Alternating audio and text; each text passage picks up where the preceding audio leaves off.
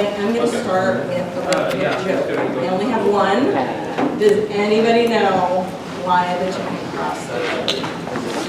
And it's not to get to the other side. Suicidal tendencies. I don't know. Back here. It was to show squirrels that it could be done. Squirrel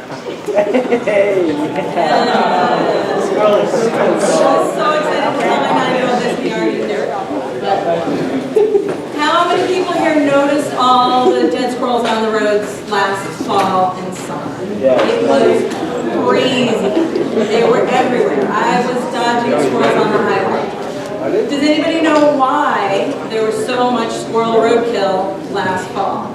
At the most basic sense. Yes. There were lots of acorns, exactly, which led to what? Not necessarily. I think I heard someone else saying it. Lots of food means lots of squirrels. Exactly. Really, really basic. Why is there a lot of squirrel roadkill? Because there's a lot of squirrels. That's half of it. What's the other half? Why is there squirrel roadkill? There's a lot of roads, right? So you have a lot of squirrels and a lot of roads, and you end up with a lot of squirrel roadkill. The most basic thing that roadkill. All sorts of animals are interacting with roadways, from the smallest salamanders and snails to deer, moose, bear, turtles. It's a pretty big problem. Why are they interacting with roads? Don't they know better? From their perspective, this is what the world is starting to look like, right? They used to have 100 acres to roam freely in, and now that 100 acres is cut up, and they used to go from point A to point B. It wasn't a big deal. Now they have a rolling highway in between them, and where they need to go as part of their life cycle. And wildlife need to move. They need to move daily, they need to move seasonally, and they need to move throughout their lives to get to different habitats that they need. And roads impact populations differently. So some animals will cross the road and make it. Yay. Some of the wildlife will try to cross the road and not make it. They become roadkill. And some animals won't even try. So roads can become a complete barrier to movement, even for animals that don't try to cross it. It's not just about roadkill. They won't even try. It becomes like it's a wall. They won't go there. And roads have bigger impacts. It's not just roadkill. When you put a road through an intact habitat, you have a lot of unintended consequences. You change the way water moves across the landscape. Now you have salt on the roads that run off into the wetlands. You have sediment that runs off. You now create a path for invasive species to come in. You change the amount of light that's there. You change the habitat in a lot of really dramatic ways. And even though the roads only take up about 1% of the landscape, they have an effect on 15 to 20% of the landscape because of all these bigger factors, these fragmentation features. And when we bring beyond the road itself, once we bring those vehicles in, then we have vehicle-wildlife interactions that aren't so great. So in the US, we've got 4 million miles of highway. And every year, about 200 people are killed in accidents with wildlife, and 30,000 people are injured in crashes with wildlife. And here in Maine, we've got about 30,000 miles of roadway, and we have a ton of wildlife. But the bigger number here is the vehicle miles traveled. So we maybe have 30,000 miles, but we have 15 billion vehicle miles traveled every year. So that's the amount of traffic. So my house to my office is 20 miles, but I do it twice a day. So it's 40 miles, 40 vehicle miles. And then I do that 5 days a week. So I'm hitting 200 vehicle miles just to get to work every day. So you can see why we might have problems with wildlife when we have so much traffic moving through the state. And here in Maine, you know, moose and deer are kind of the big things people think about when they think about roadkill. You don't want to have an accident with a moose. You don't want to have an accident with a deer. Between 2004 and 2008, there were 11 human fatalities and 3,000 accidents with moose, and it cost $99 million in economic damage. With deer, there were more accidents, only a couple of fatalities, and $66 million in economic loss. So it's, from the human perspective, it's a pretty big deal. And DOT has to think about public safety when they're maintaining their roadways, and they're required by the Federal Highway Administration to track accidents that are reported to the police and that cause more than $1,000 worth of damage. And here in Maine, that's usually crashes with moose, with deer, with bear, and with turkeys, because those are the animals that are big enough to have that kind of impact. And so then they map where those accidents happen, and they're color-coded by different species. That kind of doesn't matter. But if you just look at crash data for about 20 years, it's like every square foot of every road in the state. It basically just traces out all the roads because our wildlife move pretty freely across the landscape, where they try to, except for the fact that we have all the roads. And so Maine DOT has been working really hard to reduce these accidents and reduce the impacts to the human population. And even have this kind of scary, kind of looks like a horror movie poster that you can put up that shows you some of the statistics and some of the times of year to worry about it, because they're really working hard to get the word out on the public safety factor of wildlife vehicle around. But when we think about it from the perspective of wildlife, it's even more decimating. It's estimated that about 1 million vertebrates are killed for vehicles every single day in the U.S. That's about 1 every 11 seconds, which is kind of crazy. And that number, that estimate's from about 20, 30 years ago. So it's probably higher, there's probably more roads now. It's just an estimate because it's really hard to figure it out. About 80 million birds are killed every year in the U.S. from collisions with vehicles. We don't think about birds when we think about roadkill, but it happens. It happens pretty frequently. And basically all wildlife species are affected by roadkill, by interacting with roadways. In Maine, though, sort of a certain group of species are more affected by roadkill at the population scale. And we talked about deer, moose, and bear. So the wide-ranging mammals, that makes sense, right? They're big, they're moving across the landscape, they need a really large area, so they move a lot. But it's also a lot of the smaller animals that are being hit by cars, and it's really impacting the population. So species that are wide-ranging, that move long distances, are slow-moving, so think about turtles trying to get across a road, and that have very low reproductive rates, and they reproduce when they're pretty old. So it takes a lot longer. If you lose one, it takes a lot longer for that one to be properly in the population, replaced in the population. I should warn you too, this is roadkill talk. I do have roadkill pictures in here. There's kind of a first one coming up, so I wanted to give you a warning. But I have it in here because it's really, really meaningful. Turtles are a group that are really dramatically impacted by roadkill. We have 7 native species of turtles in Maine, and 4 of them are listed as endangered threat or special concern. Roadkill is one of the biggest reasons. It's habitat loss, and then it's roadkill. And the reason is it takes turtles 10, 15, 18 years to be old enough to reproduce. So if they make it all the way up to be reproductive, in nature, there's a really low probability that they'll be killed. Then we bring a road, and suddenly we're hitting adults. And those turtles can live to be 75, 85, 100 years old. So if you lose one breeding adult, you've lost decades of reproductive potential. So the picture on the bottom is a painted turtle, female.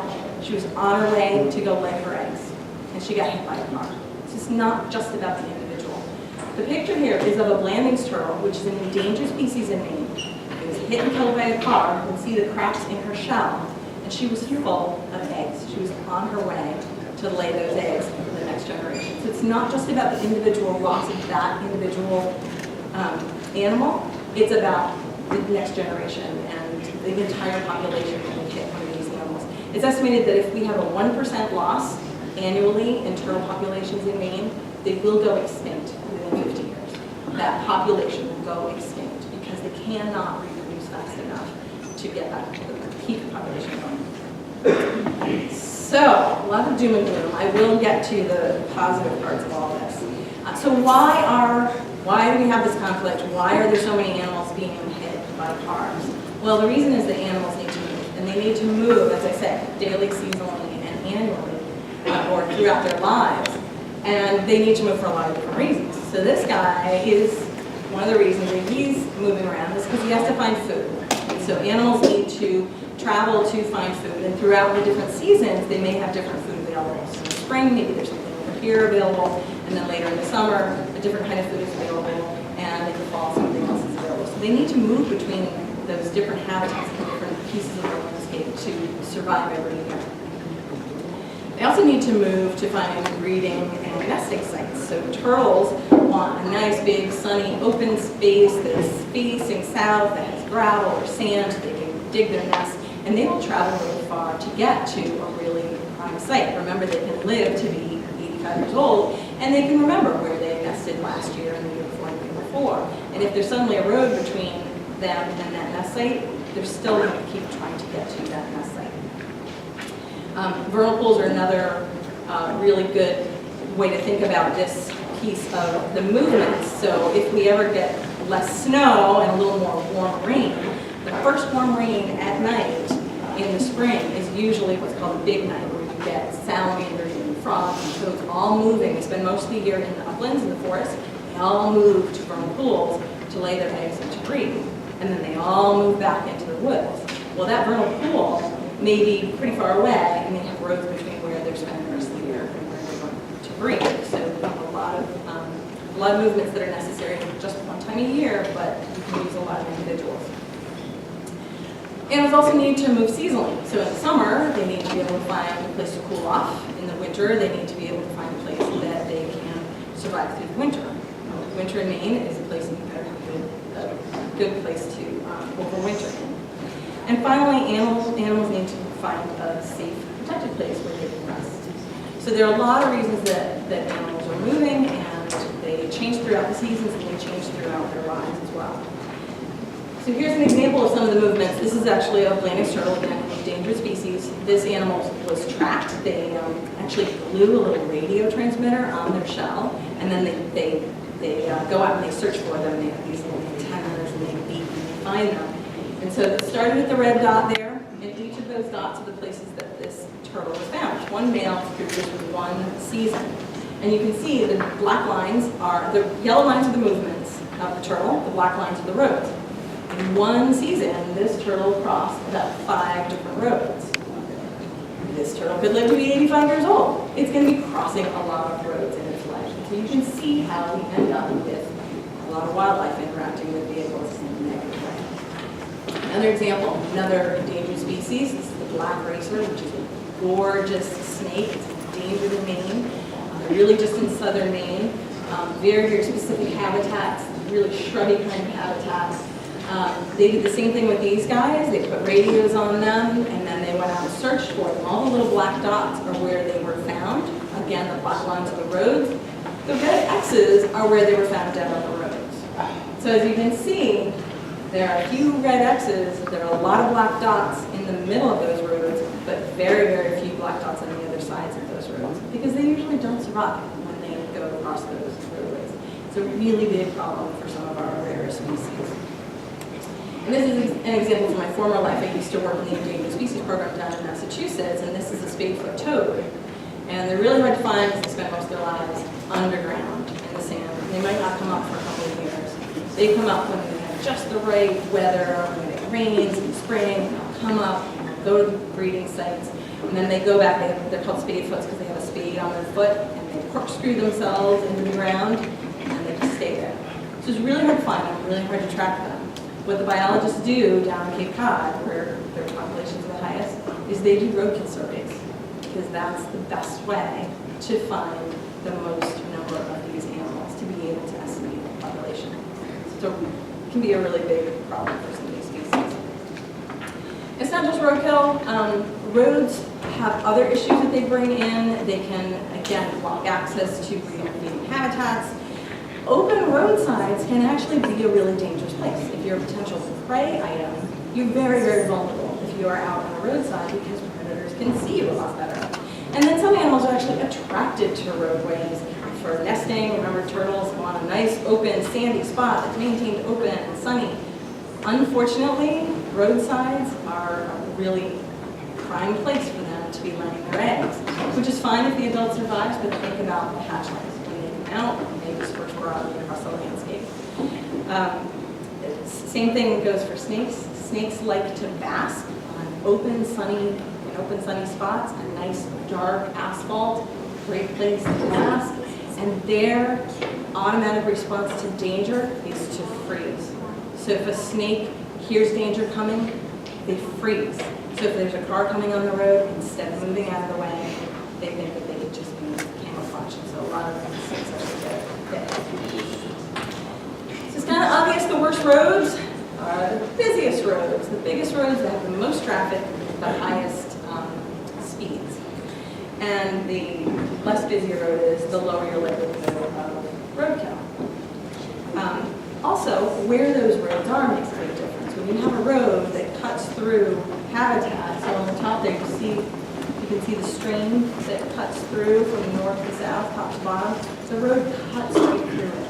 And all kinds of wildlife need water. It's estimated that about 85% of our species in Maine spend a large majority of their time by streams, rivers, and lake shores.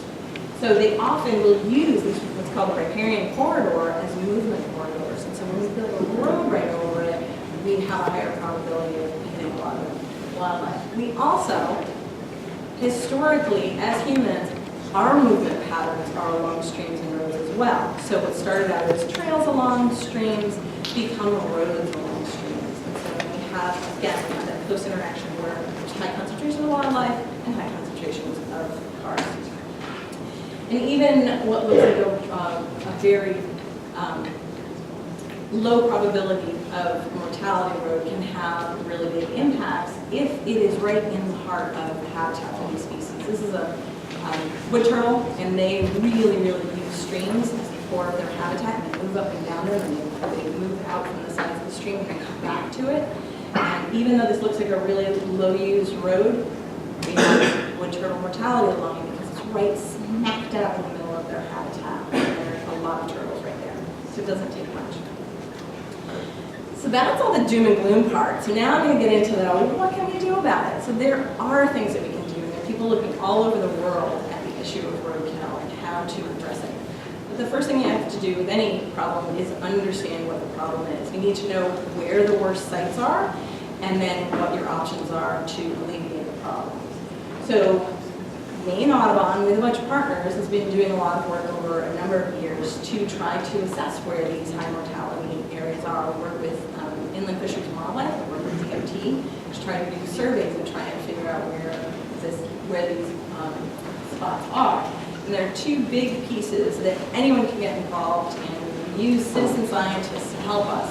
One is Wildlife Road Watch, which is an online system that we developed to put in roadkill, and we'll pull the data from it. And the other is the Maine Turtle Roadkill Survey. We're in our second year of this 3-year project. I just did 2 trainings for 35 volunteers on how to go out and survey areas to look for roadkill. So the Wildlife Road Watch is a web-based mapping tool. You can just go, if you see 10 dead squirrels, you can go in and you can map it. There's a mapping part of the interface. You can put any information that you saw. You can upload any photographs that you have. And then we pool all of the data from everyone who's putting information in there, and then we analyze it and look for hotspots. Where are the worst places where we're seeing the most roadkill? I mentioned the Maine Turtle Roadkill Survey. Again, it's a 3-year citizen science project, and we have survey routes that we've identified in advance using GIS, looking for places that have the best turtle habitat and have roads intersecting them. Take those segments of roadway and we ask volunteers to go out and walk on them 3 times a year through the most active season where the turtles are going to be moving the most, and tell us what they see basically. And we use a naturalist to track all of that, which is kind of a neat tool where you take a picture of what you see. There's a mobile app with it, and that picture gets tagged with its time, its date, its location, and all of that gets built into the interface. And so that we can pull the data and all of the citizen scientists can see what everyone else is seeing because it's all in real time. We just go into the interface and see what's going on. So last year was our first year. We trained about 65 people. About half of them actually did their surveys. We had 31 volunteers surveying 105 routes across 11 counties in the state of Maine. And almost all of them used iNaturalist as their data tool, which was really useful for me as a project manager because then everything's in one place. We had 257 observations of 47 different species. can't always identify what the species is because roadkill can get pretty difficult to identify. But for what we could tell, at least down to the group, we had 28 birds. These are individuals, not different species. 28 birds, 6 insects, 51 mammals, and 6 unknowns. And then we had a bunch of amphibians and reptiles. And that's probably because we were targeting areas that were really good habitat for these groups.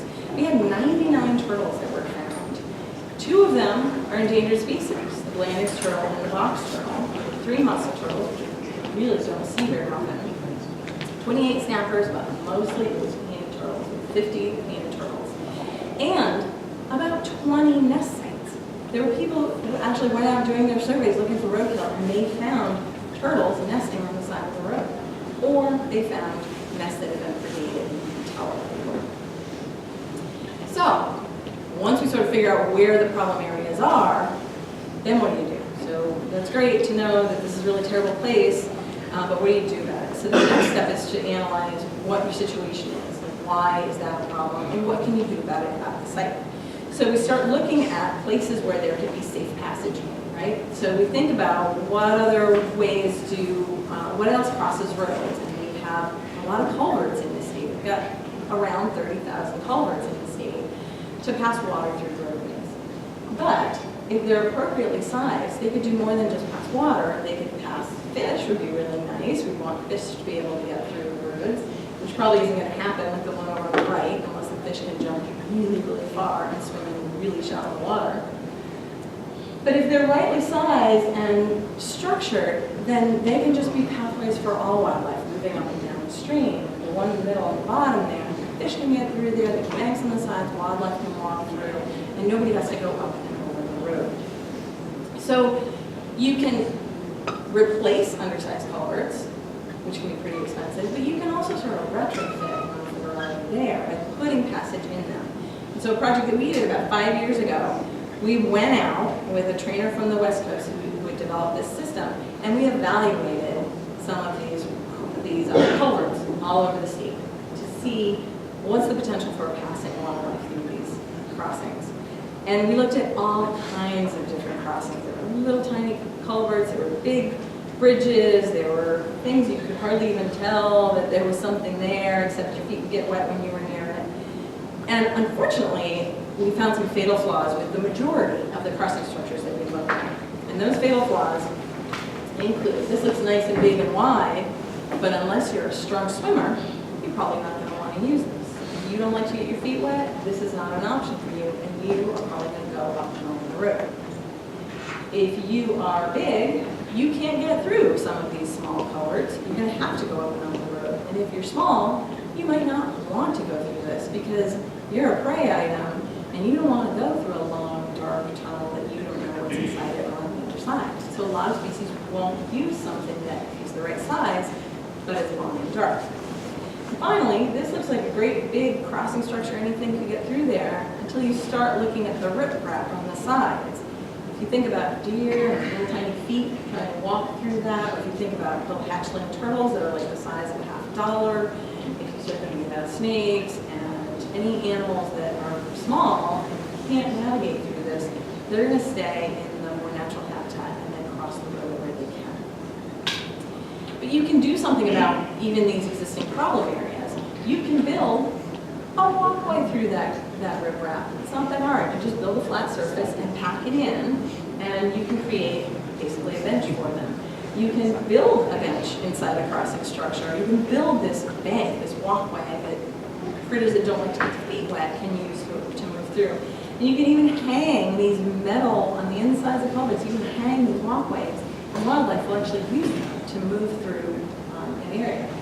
The other thing you can do, even if you have a really good crossing structure that wildlife could use, our wildlife tend to disperse sort of generally across the landscape. So sometimes we would need to point them to those best crossing places, and that's where fencing comes in. And so you want to sort of guide them down to where it's safe to cross. And you have to remember that you not only have large animals that you're trying to guide, but small animals as well. So you're going to want fine mesh fencing at the bottom there so that critters don't just slip through your fence. But if you are going to replace the crossing structure, then there are lots of different options. There's some really cool options from all over the world. You can build big crossing structures over the highways. The one on the left is in Europe, and the one on the right is being built out in Washington State right now. Canada has a number of these overpasses for wildlife, and they're really successful, especially for large mammals that move a lot. A couple of quirky crossing structures, the one on the top there, that's a crossing structure for flying squirrels. There's an endangered flying squirrel down in North Carolina, and they don't run on the ground like our squirrels do. They basically soar from one treetop to another. And when we build these roads and highways, we clear all the trees, so they can't go that far. They can't soar that far across a road. So folks in North Carolina built these, they look like telephone poles, but they're really for flying squirrels. They can come down from a tree, land on the first one, soar from that to the one on the other side, and then soar down to a tree that's on the other side. And these have been really successful.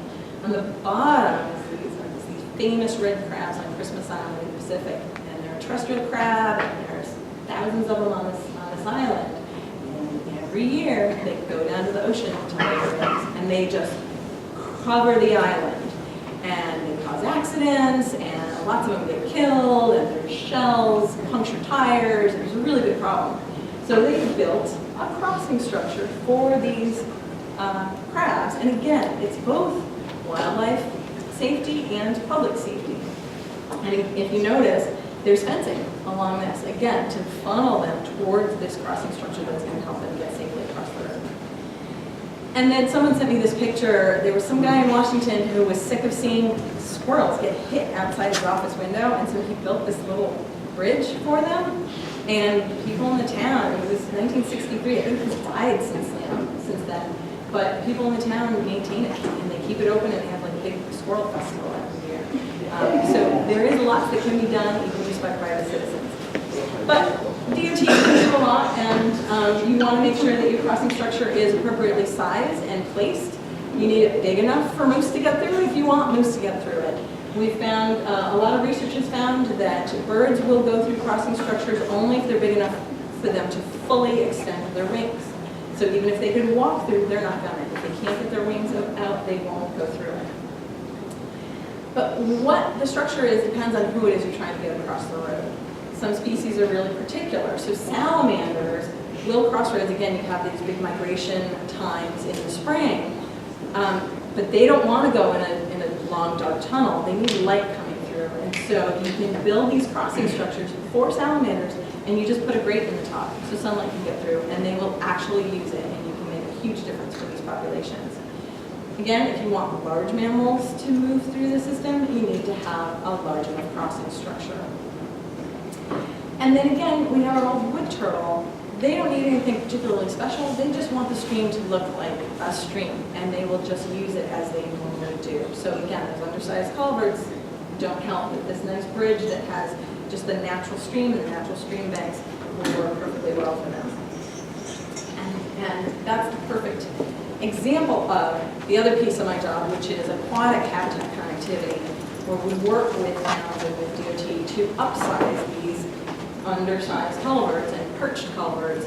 The program sort of started to help fish move through because the fish can't jump and swim through this long culvert. But if we upsize these crossing structures, we can just benefit all wildlife that are moving through the system. So these two crossing structures became these two crossing structures, which look much more natural. And they can benefit any kind of wildlife that want to move through there, including fish. So we're talking about roadkill. What happens to fish when they try and move upstream and they come to one of those crossing structures? They don't go up and over the road, right? They just get stuck. The rest of their habitat is now gone. They don't have the opportunity to risk their lives to try to get to the other side and get to where they want to go. They're just stuck. So if we upsize these crossing structures, fish can get through as well as wildlife. And there are times when fish cross roads. This was in Washington, and I've actually seen a couple of different examples of this over a couple of different years, where the crossing structures were not big enough. The precipitation event was so big that the water was just sheeting over the road, and the fish were trying to get upstream to spawn. And it's actually a video. You can see these fish trying to get across the road. But that doesn't usually happen here. But connecting these aquatic habitats can be really important for fish and other wildlife and for our infrastructure. So we are having bigger precipitation events, and they're happening more often, and so we need to have the infrastructure that is big enough to allow for those bigger storms, allow for aquatic species to move, and allow for wildlife to move, because if they're too small, not only do we have all of those problems with this example where the road washes out, that's not great for the habitat downstream either, but you can also, those undersized culverts get blocked. So even if something was willing to go through that culvert, if it gets dammed up by beavers or blocked by stuff, debris coming downstream, you're not going to have passage for these species. And a lot of our partners that we work with have been working to survey all the culverts in the state of Maine. We are the one entity that has, we have the most information on our crossing structures of anyone in the world as far as we know. Definitely as compared to any other state. We've got about 90% of all of the culverts in the state surveyed and evaluated for whether they will allow fish to pass through. And the numbers are not good. About 40% of them do not allow fish passage. They're too small, they're perched, they're kind of offset. And then about another 40 to 50% on top of that don't allow fish passage at some point of the year, either in the spring when the water's just barreling through, or in the fall when the flows are too low. So it's a really big problem. If we can fix this problem for fish, we can also be addressing the problem for wildlife across the state. As I say, big storms are increasing. There was a study done looking at weather stations from all over the country, and they looked at the biggest precipitation events of every year going back to 1948. And those precipitation events, the biggest precipitation events, are increasing in size and frequency. They are now, in Maine, 74% more frequent than they were in 1948. And they're 23% bigger than they were. So that's a pretty big change in a fairly short amount of time. So we really need to be upsizing our infrastructure to allow for climate change, basically. That's not the only thing that climate change affects. As habitats shift north, wildlife and plants need to, if they're going to survive, they need to be able to shift with the movement of those habitats. And that's where, again, habitat connectivity is critical. So if creatures are able to move as their habitats move, they need to have a clear path. And so if they are mobile, they need to not have roads and undersized culverts in between them and the next piece of the habitat.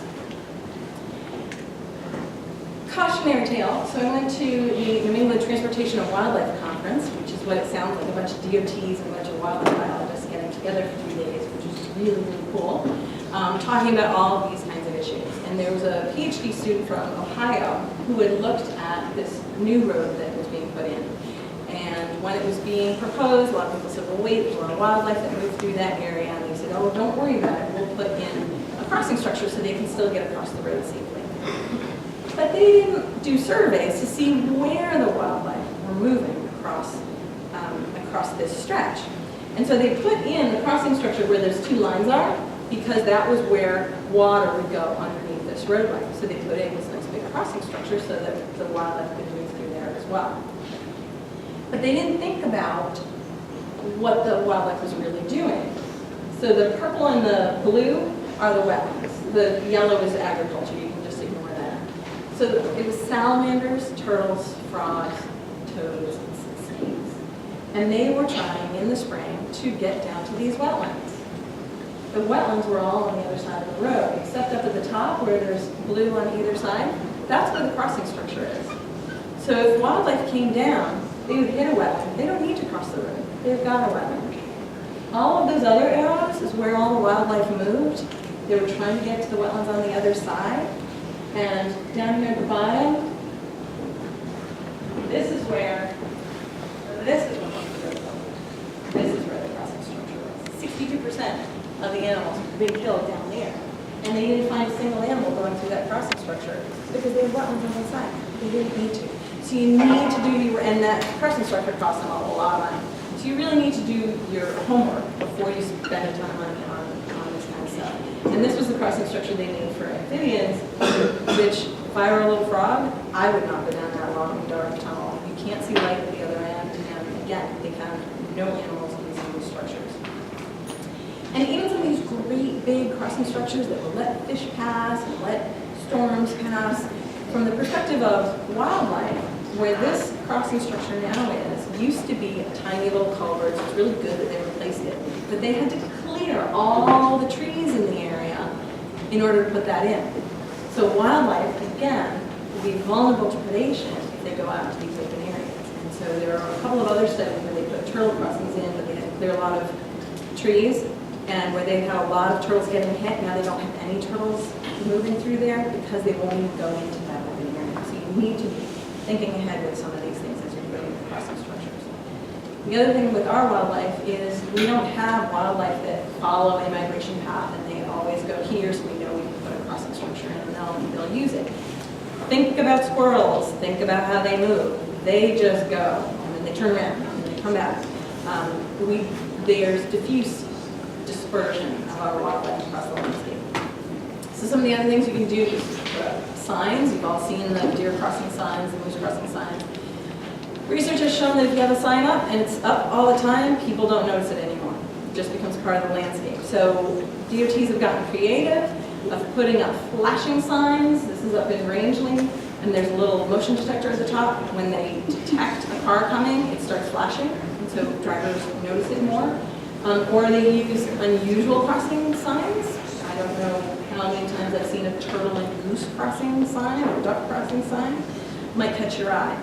The other thing that Inland Fisheries and Wildlife is doing for these areas where turtles are crossing and really getting hit a lot is they have seasonal signs. They have them closed for most of the year so that people don't get just too acclimated to them. And then in a couple of months in the middle of the year, in the summer, when they're moving, they open them up to catch people's eye, and then they close them again. And then I've seen a lot of hand-done signs. We've had students, Girl Scout troops make signs. People, when they live in an area and they see a lot of roadkill, they sometimes take it upon themselves to put signs out there and try to reduce mortality. Just how we build our roads, the kinds of the guardrails we have on the side can make a difference. If you're a wildlife, you can probably get through that cable on the bottom, but maybe not the Jersey barrier. You can see that they're a little offset here. That gives you an escape route. If you get trapped on the road, there is a place to escape. So that you don't end up like this mama moose and her baby trying to get through this, 4-6-lane highway when there's no way to get through. A couple of other things that folks do. This is up in Keene, New Hampshire, and when they have their big nights, it's a pretty sleepy town. And the roads that are sort of between the upland and the vernal pools, some of the most important ones, are pretty slow roads. They close the roads. It's just a couple of nights a year. It's only at night. It's only when it's rainy. They'll actually close the roads. And people go out and they volunteer and they explain to people why the road is closed and we open in the morning. And they save thousands and thousands of salamanders and frogs. Some of the other things that we can do is changing driver behavior. I hate the bumps in the middle of the road, but they really do slow you down. You have to slow down for those things. They reduce the amount of roadkill out there. And then looking at the big picture, we need to step back and we need to plan. We need to think about where we're putting our roads and our development in relation to our wildlife populations. We have a fair amount of information on a lot of our wildlife species. We can plan and incorporate them into our plan when we do it. So these are just basically all the things I just mentioned. When you do see roadkill, submit it. You can get involved in the turtle roadkill survey. Another one that I like to throw in there is don't throw food on the side of the road because it actually attracts wildlife to the side of the road where it can become roadkill. And then a scavenger is attracted to the roadkill, and then the scavenger becomes roadkill. So just don't do it. Again, temporary road closures, and then we work with the towns and DOT to improve passage, and you can get involved in your towns on land use planning. And that's what I have on roadkill.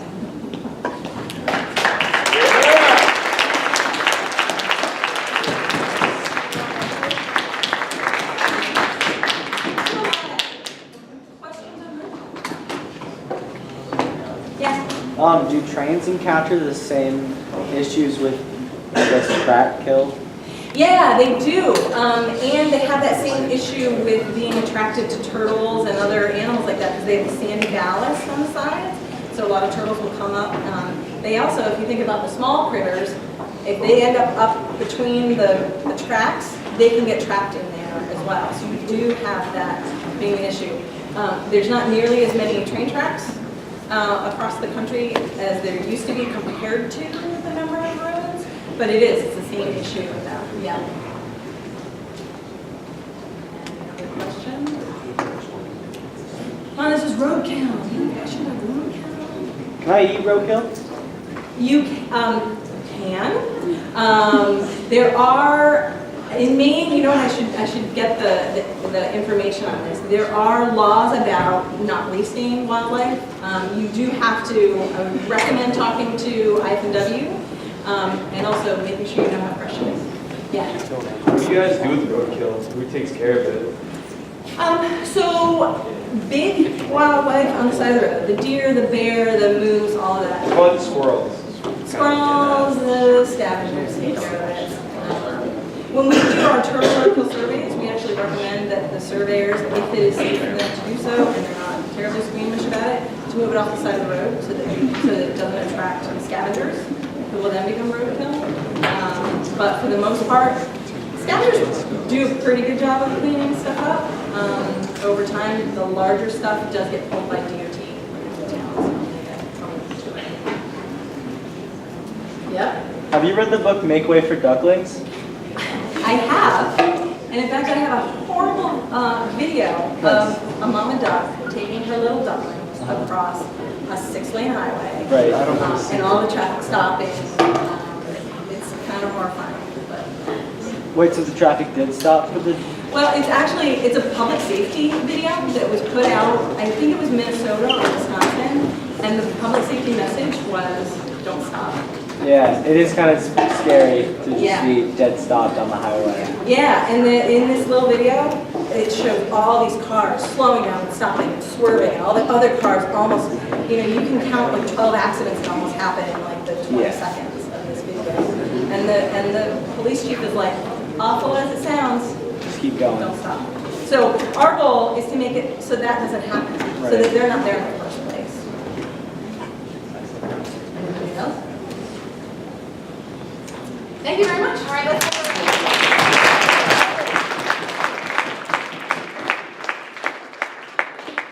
I'm assuming teachers are bringing their students back. If not, they'll let you know. And please just recycle your stuff on the way out. And have a good half day tomorrow. Thanks.